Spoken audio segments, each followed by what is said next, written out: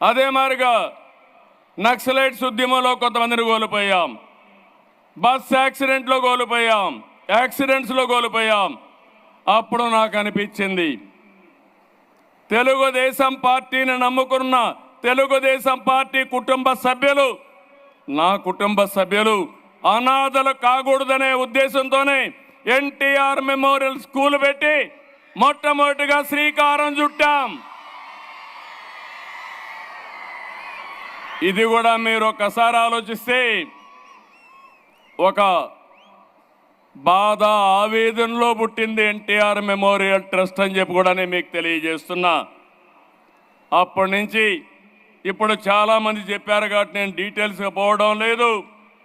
ఆరోగ్యం, విద్య, విపత్తు సాయం, స్కిల్ డెవలప్మెంట్, మహిళా సాధికారిత, ఇలాంటి కార్యక్రమాలు అనేక కార్యక్రమాల్లో దూసుకెళ్తున్నాం. ఇదే సమయంలో ఇంకొక విషయం మీరు చూస్తే నాంది ఫౌండేషన్ పెట్టాం.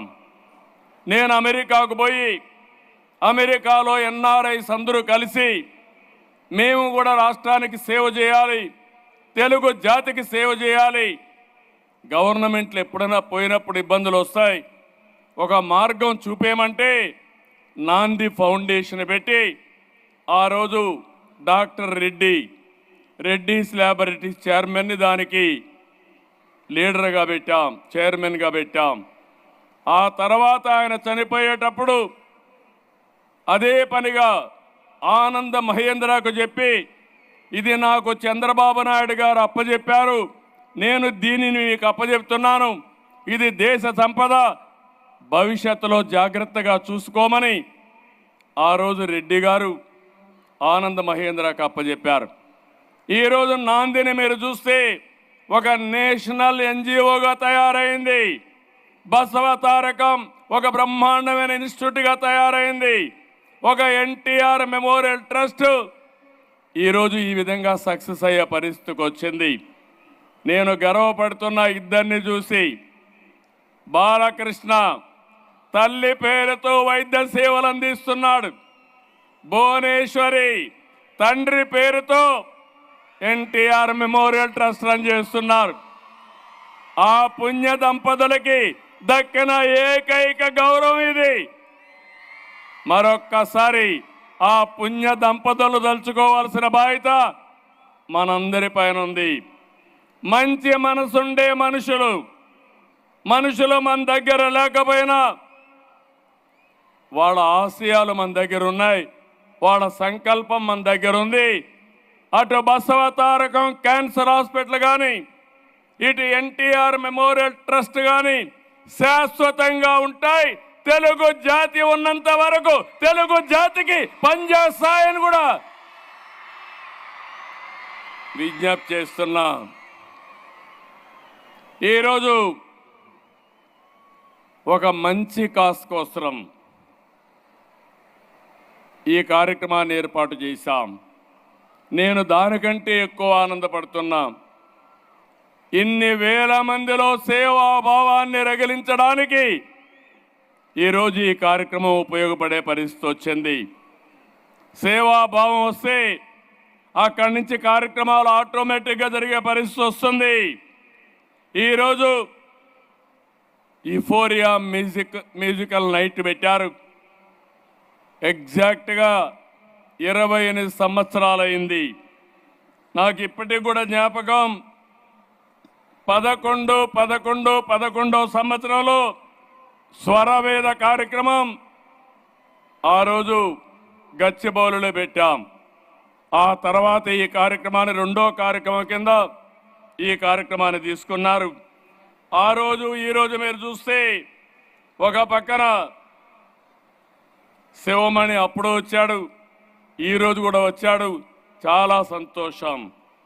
ఈరోజు మీరు ఇక్కడ పనిచేసిన వాళ్ళు చూస్తే తమన్ గారిని మనస్ఫూర్తిగా అభినందిస్తున్నాను. ఒక్క రూపాయి కూడా తీసుకోకుండా నా వంతు కర్తవ్యంగా ట్రస్టుకు పనిచేస్తానని ముందుకొచ్చారు. వారి స్ఫూర్తికి మనస్ఫూర్తిగా ధన్యవాదాలు. ఒక మంచి పని ఉంటే వ్యక్తులు ఏ విధంగా స్పందిస్తారంటే, ఇప్పుడే మా మిత్రుడు పవన్ కళ్యాణ్ గారు 1,00,000 రూపాయలు టికెట్ తీసుకోకుండా 50 లక్షల రూపాయలు ట్రస్ట్కి విరాళంగా ఇచ్చాడంటే